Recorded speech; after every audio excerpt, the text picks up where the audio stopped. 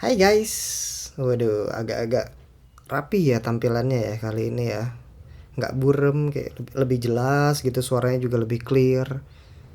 Iya, soalnya HP yang biasa dipakai buat bikin-bikin konten lagi gue pakai buat screen record. Jadi di video kali ini kita ngebahas tentang sebuah tweet di ranah sosial media, Twitter pastinya, namanya tweet kan pasti dari Twitter. Ini dari @girumon16.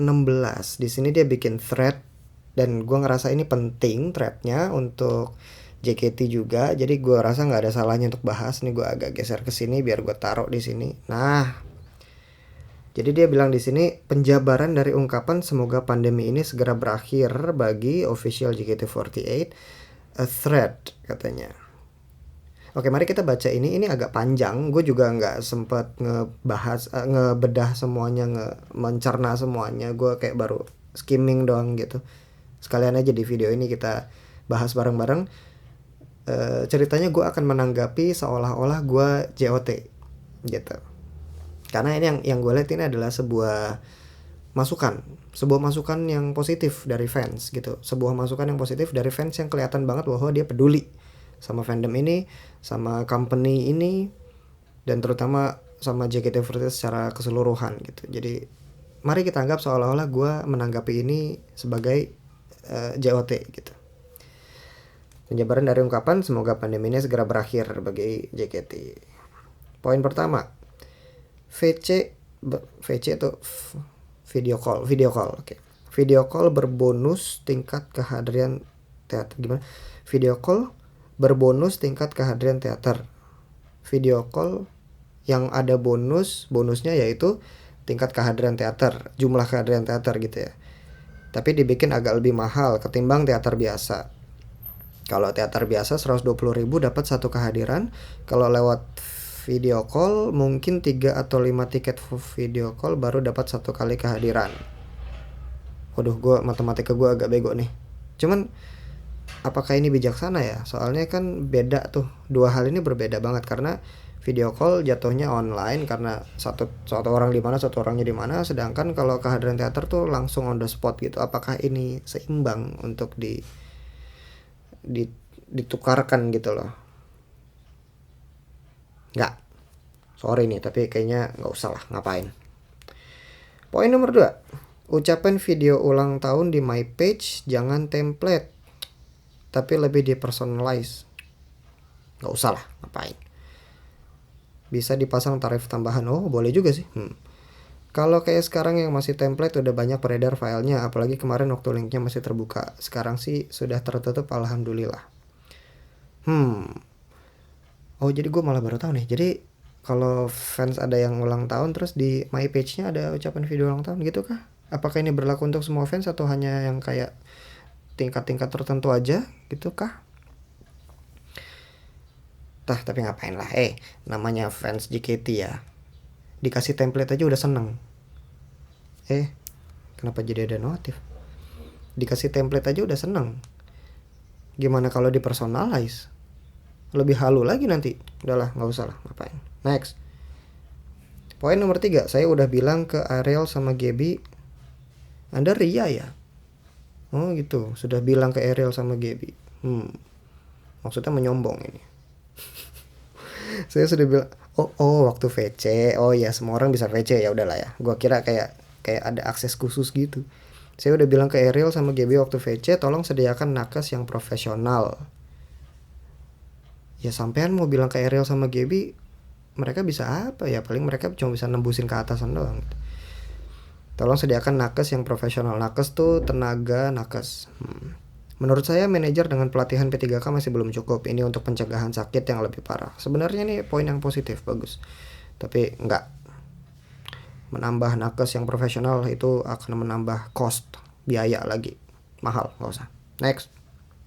Town hall meeting via SR official. Next, gue nggak tahu nih town hall apaan. Nggak boleh gitu. Town hall meeting via SR showroom official JKT untuk menampung saran-saran dari teman-teman dan bisa disampaikan secara live. Bisa taruh Melody Laksani buat pasang badan JOT di depan. Nggak, Melody sibuk. Next. Poin kelima, bikin konten on demand buat di website JKT. Nggak. Fans tuh demanding semuanya. Jadi fans nggak perlu hunting bajakan, tinggal langsung akses ke official website. Ya memang sebenarnya positif karena kita harus melawan pembajakan. Katanya piracy itu tidak baik. Jadi di sini poinnya adalah bikin konten on demand. Konten on demand berarti adalah konten yang dibuat sesuai dengan demand atau istilah kata request dari pemirsa gitu ya, dari para fans. Fans mah banyak maunya sih. Ini aja udah nunjukin bahwa ini banyak maunya gitu. Nggak, skip.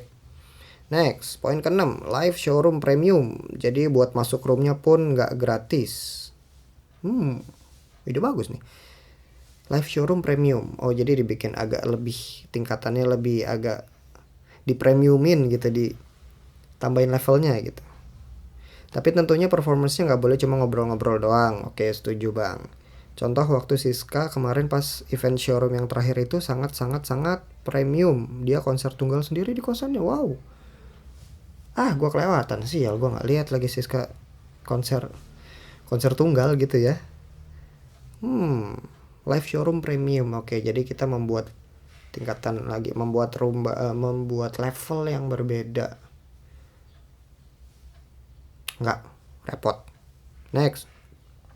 Ini agak ekstrim, tapi cari alternatif buat venue teater yang biaya sewanya lebih murah, nggak harus di pusat kota. Nggak, kalau bisa kayak gini udah dari dulu.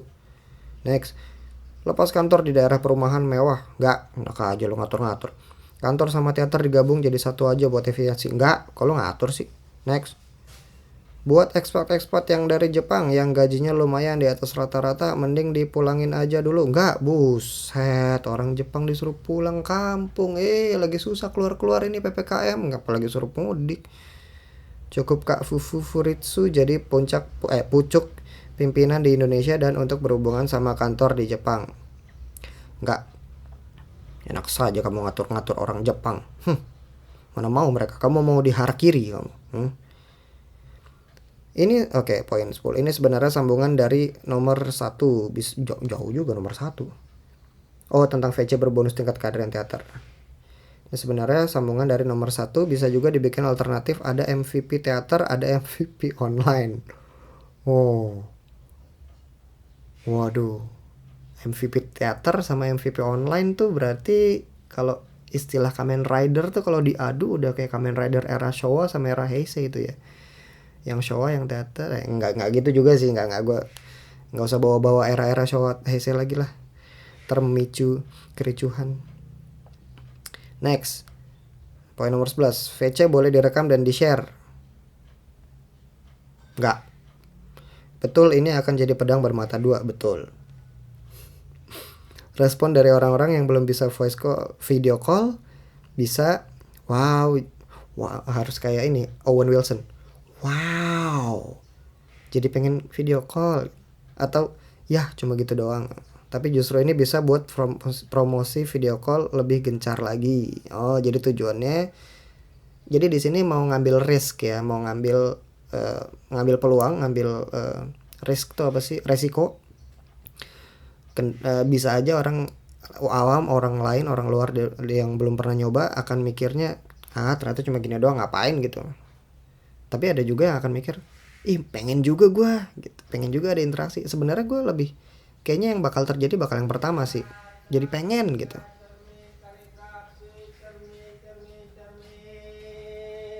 Nggak. Sebenarnya ini saran yang bagus dengan tujuan yang bagus juga.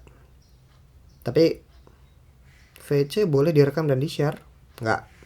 Next, penjelasan buat nomor 6. Jauh amat, nomor 6-nya mana tadi? Oh, tentang live showroom premium. Oh, oke. Penjelasan buat live showroom premium. Kalau member cuma mau ngobrol-ngobrol atau cerita-cerita sambil makan atau ngerjain tugas, ya jangan dijadiin premium. Tapi kalau sampai super niat seperti Siska bikin konser tunggal di kosannya, Oke, ini hanya penjelasan. Oke, tapi poinnya tetap sama ya. Yang adalah enggak. Tetap enggak gitu. Poin 12, bikin JKT48 food. Jadi orang bisa order corn dog-nya Anin atau sushinya Gracia. Enggak. Wota-wota ini kalau memberikan nama makanan member itu pasti nama-namanya nanti aneh-aneh, malah jadi bercandaan cowok. Nggak dikasih.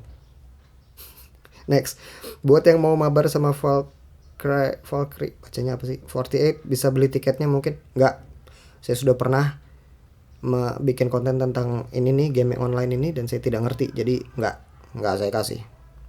Next, benerin kualitas material dan desain kaos merch JKT. Ini sebenarnya ide bagus, tapi nggak nambah ongkos lagi. Tahu kan ya, kalau semakin bagus kualitas bahan dari kaos, semakin nyaman dipakai, semakin awet keadaannya, berarti semakin mahal. Tidak, kita di sini ingin memangkas ongkos produksi, jadi nggak apa-apa yang murah-murah aja. Sorry kepencet. Next, kerjasama sama musisi tanah air, Melly Guslo, Adi MS, Erwin Gutawa, Ahmad Dhani, lagi dan lain-lain. Sebenarnya ya dari pihak JOT nih, kami tuh juga pengen kerjasama sama Melly Guslo, sama Ahmad Dhani, sama tar dulu, kita belum nyampe situ, Erwin Gutawa. Pengen banget, Adi MS apalagi, pengen kita. Masalahnya mereka pengen nggak kolaborasi sama kami? Susah kan? Nah, makanya nih, ini sebenarnya ide bagus nih, tapi nggak. Next, poin 16, rilis lagu-lagu setlist di platform musik digital. Kan udah, RKJ, BNT, Pajama Drive, Tadaima, Renachu, Believe, udah kan. Maksudnya lagu-lagu setlist yang mana nih? Ramune gitu? Nggak. Ini kami sengaja lakukan supaya fans pada penasaran, dan pada demand, dan pada request, ayo dong, dan pada menanti. Semakin banyak fans yang menanti, semakin banyak fans yang betah, berarti itu artinya bagus buat kami. Maka kami sengaja menyimpan. Sama seperti Gademota menyimpan Alphabetical Showcase part 1, 2, 3, sama part 4 belum sih. Sengaja supaya fans tuh tetap stay. Itu strategi namanya. Jadi ini enggak. Next, 17, bikin album fisik yang berbentuk paket, isinya ada CD, photobook, photopack, poster. Enggak, repot sekali kita ini untuk bikinnya. Aduh, ini nih keinginan fans banget nih. Kalau kayak ini request dari fans banget nih. Ini kalau diangkat ke atasan pasti langsung bilang enggak gitu, kayak nggak tahu aja. Next, lanjutan nomor 17, dibikin beberapa versi, ada yang enggak, skip, enggak. Lanjutan nomor 17 lagi, ada juga dibikin versi enggak yang ada tanda tangan dan ucapan member, atau yang ada kecupan lipstick member mungkin. Enggak, ini mah maunya kamu aja sebagai individu, sebagai pribadi, iya kan? Siapa nih? Girumon. Next, buat kakak-kakak admin of ini terakhir nih. Buat kakak-kakak admin official JKT, tolong jangan anggap ini sebagai suatu nyinyiran. Ini justru bentuk usaha kami sebagai penggemar untuk juga ikut peduli dan memikirkan jalannya JKT48 dalam suasana yang sangat tidak ideal ini. Mohon maaf jika ada yang kurang berkenan. Terima kasih. Enggak. Gue tetap stay in karakter gitu. Jadi gini ya, Girumon ya. Saya paham ini adalah bentuk usaha kamu sebagai penggemar untuk ikut peduli dalam memikirkan jalannya JKT. Tapi kan yang peduli nggak cuma kamu, kami juga peduli. Kami juga punya tim untuk apa tadi? Itu. Kami juga punya tim strategis untuk memikirkan langkah-langkah ke depannya. Nah, ini mayoritas dari masukan kamu ini, beberapa saya ambil yang bagus-bagus. Tapi yang kira-kira tidak bisa terlaksana hanya ada satu kata, enggak. Oke, habis guys. Gue matiin dulu nih hap.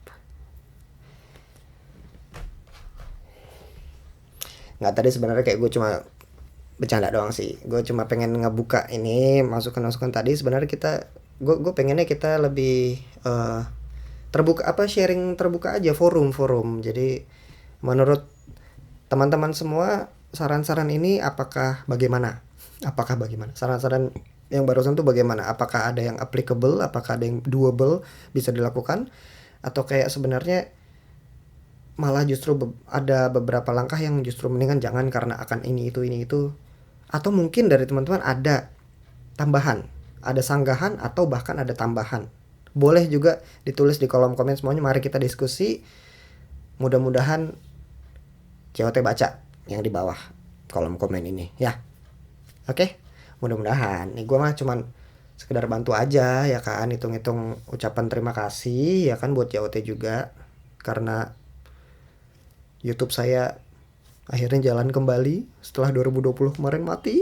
Nah ini ungkapan terima kasih saya, jadi saya juga ikut peduli sama manajemen, jadi saya angkat ini topik isu ini, kebetulan kita lagi sama-sama butuh kan, jadi mari guys dibahas di bawah. Dan video ini berakhir sampai sini dulu aja, kita lanjut di bawah di kolom komen, oke? Gue pasti baca semuanya, belum tentu balas tapi gue baca semuanya. Mantap, bye bye. Ngonten lagi JKT, ngonten lagi JKT, yang penting